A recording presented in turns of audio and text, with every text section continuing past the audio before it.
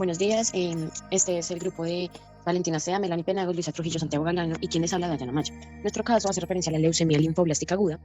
Se presenta un niño de 4 años previamente sano, va donde su pediatra con un historial de 2 meses de fiebre, fatiga y debilidad generalizada, dolor en las articulaciones, pérdida de apetito y hematomas frecuentes. El hemograma completo reveló un recuento absoluto de neutrófilos extremadamente bajo y la biopsia de la médula ósea confirmó el diagnóstico de leucemia linfoblástica aguda. La quimioterapia se inició siguiendo el protocolo que incluía dexametasona, vincristina y doxorubicina. A las 6 semanas de su diagnóstico, durante el primer ciclo de la fase de consolidación de la quimioterapia, el paciente fue derivado a fisioterapia para evaluación, educación y tratamiento del paciente. Como primera medida, vamos a hablar un poco de las características de la patología, donde vamos a encontrar que esta patología hace referencia a un aumento normal de los linfoblastos en la persona que la padece. Es decir, estos linfoblastos lo que pasa es que no evolucionan a linfocitos, entonces son incompetentes a la hora de defender a la persona de infecciones y un número exorbitado se desplaza a las células normales de médula ósea, ocasionando bajada de glóbulos rojos, plaquetas y glóbulos blancos anormales, que se traducen en anemia y posibles sangrados de infecciones. En este orden de ideas entendemos que está en un estado de inmunosupresión, entonces está predispuesto de manera más elevada a desarrollar infecciones, entonces es vulnerable al momento del efecto que genera la quimioterapia, ya que pues va a haber un recuento leucocitario y será una consecuente aparición de la fiebre. Y aquí podemos mencionar el fenómeno que comúnmente se conoce como neutropenia febril. Por otro lado, tenemos los tipos de leucemia. Entonces está la leucemia linfoblástica de precursores maduros de B, leucemia linfoblástica agudos precursores T y leucemia linfoblástica de precursores B. Finalmente, encontramos lo que son signos y síntomas muy relevantes en esta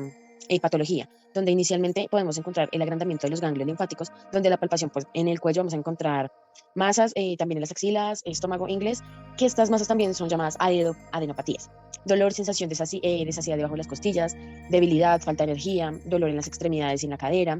fiebre sin causa aparente, sangrado prolongado, pérdida de peso, falta de aliento en las actividades, dolor de huesos y articulaciones, moritones, hematomas, vómitos, pérdida de peso y piel de aspecto pálido, puntos rojos sobre la piel. Bueno, esto quiere decir básicamente que es la sintomatología y signos que puede presentar en esta enfermedad a causa de los siguientes factores. Entonces, inicialmente tenemos un factor de exposición donde se especifica que antes del nacimiento el bebé fue expuesto a rayos X o a radiaciones ionizantes como radioterapia o radiaciones nucleares, también a sustancias químicas como el benceno y finalmente tratamiento anterior con quimioterapia por parte de la mamá posiblemente o también del niño. En el factor hereditario por parte de los hermanos, si un hermano tuvo leucemia es muy probable que este también la tenga. Y en hombres, raza blanca y una edad superior a 70 años, se suele encontrar esa enfermedad. Aparte de otros factores genéticos como síndrome de Down, síndrome de Blown, anemia Fanconi, ataxia telangiectasia y otras afecciones particulares de los factores genéticos. A la epidemiología, pues vamos a encontrar, o bueno, quisimos investigar en dos aspectos a nivel internacional y pues ya acá en específico en Colombia. Entonces vamos a encontrar que a nivel internacional pues se presenta un mayor riesgo de padecer leucemia linfoblástica aguda en los niños que son menores de 5 años de edad. Luego pues este riesgo va a reducir hasta la mitad de la década, pues aproximadamente a los 20 años, y este puede volver a elevarse lentamente pues después de los 50 años de edad. En general pues se encuentra que hay alrededor de 4 de cada 10 casos de pues leucemia linfoblástica aguda que corresponden a los adultos respecto pues a la Sociedad Americana de Cáncer. Adicionalmente, pues podemos encontrar que no es un cáncer muy frecuente y este representa menos de la mitad del 1% de todos los cánceres, pues en el caso específico de Estados Unidos. Por lo tanto, pues ese riesgo en promedio que tiene una persona de padecer este tipo de leucemia durante su vida es aproximadamente de 1 en 1000 personas. El riesgo en este caso es ligeramente mayor en los hombres que sobre las mujeres, y pues digamos que en el caso hablando de Estados Unidos es mayor el riesgo para las personas de raza blanca que en las de raza negra. Y por último, pues la mayoría de los casos de esta leucemia ocurren en los niños, pero cuando hablamos de las muertes, pues está aproximadamente 4 de 5, hablando específicamente pues de los adultos. Ya en el caso de Colombia, pues se encuentra que las tasas anuales de incidencia en niñas y niños colombianos son de 56 y 60 casos nuevos, por 1 millón de habitantes. Y adicional, pues de acuerdo con el Instituto de Cancerología, Nacional de Cancerología, pues encontró que el diagnóstico institucional dentro de las leucemias, hablando de esta leucemia, fue de un 84.5% y de un 27.7% del total de las enfermedades malignas dentro de la institución. Y adicional, respecto a la causa de muerte, entonces entre las leucemias, la leucemia linfoblástica aguda fue de un 58.8% y el total de las causas básicas de defunción, pues la leucemia linfoblástica aguda tuvo un porcentaje de 27%.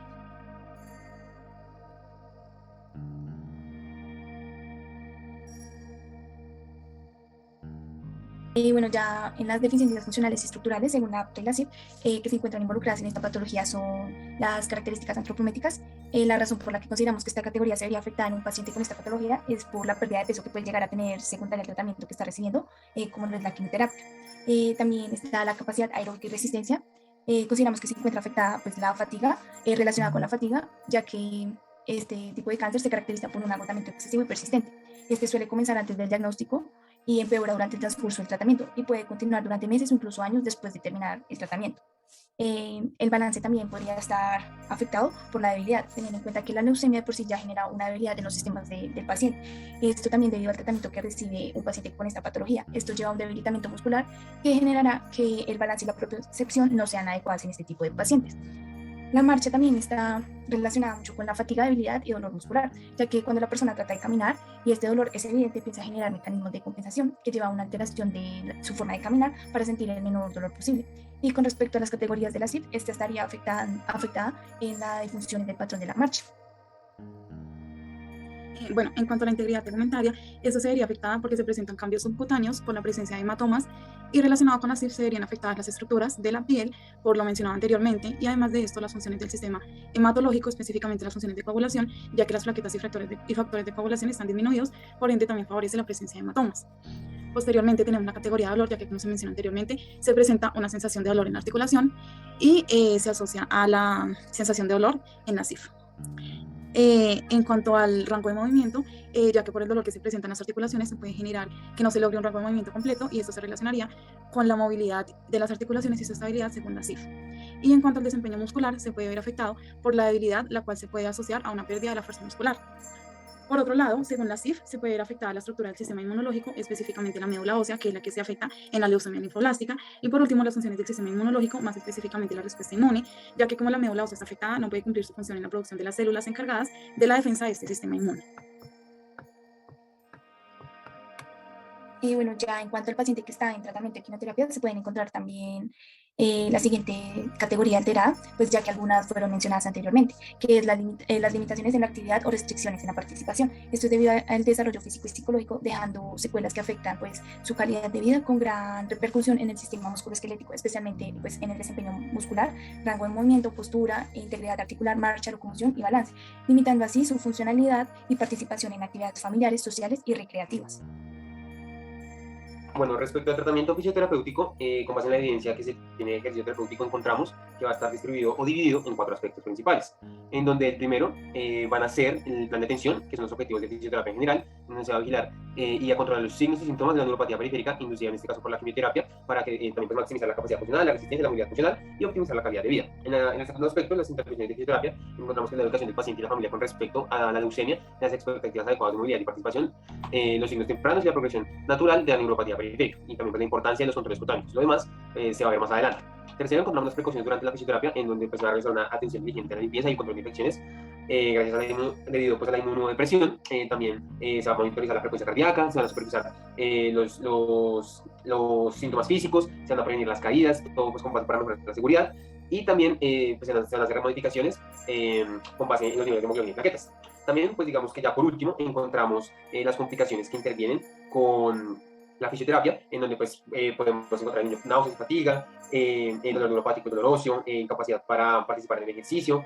al igual que pues, los cambios que hacen en el niño de comportamiento y su estado de ánimo. Bueno, respecto a la evidencia científica, entonces el artículo que encontramos fue este, que es, habla sobre el efecto del ejercicio y las intervenciones motoras sobre la actividad física y los resultados motores durante y después de la intervención médica para niños y adolescentes con leucemia linfoblástica aguda. En este caso, pues este es un estudio que es una revisión sistemática. Entonces, en el estudio podemos encontrar que pues, el objetivo del mismo fue evaluar el efecto del ejercicio y las intervenciones motoras sobre la actividad física y los resultados motores de los niños con leucemia linfoblástica aguda durante y después de la quimioterapia. Dentro de la metodología, pues ellos incluyeron, primero realizaron una búsqueda de las 10 bases de datos y entonces pues incluyeron 19 estudios, 11 que fueron ensayos clínicos aleatorizados y 2 ensayos clínicos controlados y 6 estudios de cohortes. Entonces, dentro de los resultados encontrados, es que pues, dentro de esos participantes, que se incluyeron en total 508 niños con leucemia, pues se encontraron que entre los grupos de ECA y los de los clínicos controlados, pues estos respaldaron que el ejercicio y la intervención motora pues iban a ayudar mejoraron en este caso la fatiga durante la quimioterapia aguda, también mejoraron los niveles de actividad física, dentro de eso pues también el rango de movimiento, fuerza, densidad mineral ósea, capacidad aeróbica y como ya lo mencionamos, pues fatiga, pero en este caso también durante la quimioterapia de mantenimiento. También hubo mejorías en la movilidad funcional, en este caso de la quimioterapia de mantenimiento, del ROM, fuerza y capacidad aeróbica. También durante la supervivencia, posterior al tratamiento, y se evidenciaron también mejorías de la participación, actividad física, ROM, fuerza y coordinación, pues durante las intervenciones en múltiples fases. Finalmente, como conclusiones de este estudio, pues la primera es que el ejercicio y las intervenciones motoras mejoraron la fatiga de los niños con leucemia, que estaban sometidos a una quimioterapia aguda. La segunda es que el ejercicio y las intervenciones motoras mejoraron la actividad física, el rango de movimiento, la fuerza, densidad mineral ósea, la capacidad aeróbica y la fatiga de los niños con leucemia que fueron sometidos a quimioterapia de mantenimiento. Y la última es que el ejercicio y las intervenciones motoras mejoraron la movilidad funcional, la amplitud de movimiento, la fuerza, la capacidad aeróbica de los niños con leucemia que se encontraban ya en una fase posterior al tratamiento de la quimioterapia. Bueno, dentro de la propuesta de tratamiento, pues tenemos 4 objetivos principales que están basados en lo que mencionamos anteriormente. Entonces, el primer objetivo que teníamos es mejorar la capacidad aeróbica y resistencia para evitar la fatiga anemia. Entonces, por ende, pues necesitamos mejorar esa capacidad aeróbica y resistencia y lo vamos a hacer mediante un juego que va a ser el de atrapados, donde va a haber una variación del ejercicio, donde inicialmente se empieza pues caminando y ya después se pasa a correr. Entonces, dentro de las características del ejercicio vamos a tener que la frecuencia va a ser lo ideal 3 días por semana. La intensidad, aproximadamente del 30 al 40% de la frecuencia cardíaca objetivo, y pues también vamos a basarnos en un board, que en este caso va a ser la escala modificada, que lo ideal es que sea 2 a 3, donde sea un esfuerzo muy leve. El tiempo va a ser 10 minutos, un volumen de 30 minutos semana, y la progresión va a ser en intensidad, en tiempo y volumen, y pues el factor más importante es que se va a pasar de caminar a correr. Dentro del segundo objetivo, pues tenemos fortalecer la musculatura general para evitar la atrofia en el caso del niño que está sometido muy constantemente a quimioterapias, y pues va a tener una actividad física que es poco frecuente, y por ende, pues a su vez queremos mejorar la capacidad funcional del niño. Entonces, el tipo de ejercicio que vamos a realizar es de fuerza, con una frecuencia de 2 días a la semana, una intensidad que la vamos a trabajar en un circuito donde van a haber 5 ejercicios, cada uno va a tener 5 repeticiones y lo vamos a medir mediante la escala de Omni, que debe estar entre un 2 y 3. Entonces aquí podemos encontrar los ejercicios. Primero van a ser jumping jacks, segundo van a ser tijeras, tercero van a ser sentadillas, cuarto van a ser flexiones de brazo contra la pared y quinto vamos a hacer unos abdominales que son suaves y van a ser de pie. Bueno, como tercer objetivo encontramos que es la entrenar la flexibilidad y asimismo el rango de movimiento para mejorar la movilidad funcional y la realización de las actividades de la vida diaria. Entonces encontramos que se va a realizar la flexibilidad mediante un circuito de 5 ejercicios. En el primero pues, vamos a encontrar la frecuencia, que su característica va a ser de 5 días por semana, una intensidad de un máximo rango de movimiento sin dolor, un tiempo de 3 minutos aproximadamente, cada ejercicio pues, va a ser de 30 segundos, un volumen de 25 minutos por semana y una progresión que se va a realizar en tiempo y volumen. Entonces aquí podemos observar los ejercicios que se van a realizar. Se va a comenzar con un estiramiento básicamente dinámico, se va a pasar de miembros superiores a miembros inferiores para trabajar todos los grupos musculares. Como último objetivo, planteamos que se va a realizar, pues, entrenar la propiocepción del niño para reducir los síntomas causados por la neuropatía periférica inducida por la quimioterapia y así recuperar la sensibilidad de los pies para mejorar el balance y reducir el riesgo de caídas. Entonces, pues, se va a realizar básicamente una actividad neuromotora en donde va a ser un circuito de 3 ejercicios, en donde pues, la frecuencia va a ser de 3 días por semana, en intensidad pues, se va a realizar mediante la complejidad de los ejercicios, un tiempo de pues, 3 minutos, 1 minuto para cada ejercicio, un volumen de 9 minutos por semana y una progresión que se va a realizar en complejidad y en duración. Entonces aquí podemos observar los ejercicios que se van a realizar. En el primero se le pide pues, que trate de identificar las partes del cuerpo que se mencionan sin abrir los ojos. El segundo pues, se va a realizar con ojos cerrados y abiertos, en donde pues, el niño va a estar en un apoyo unipodal sobre cada pie. Y por último, se va a realizar pues, básicamente los ejercicios anteriores, la combinación de los ojos cerrados más el apoyo unipodal en una base inestable para trabajar de esta manera todos los aspectos.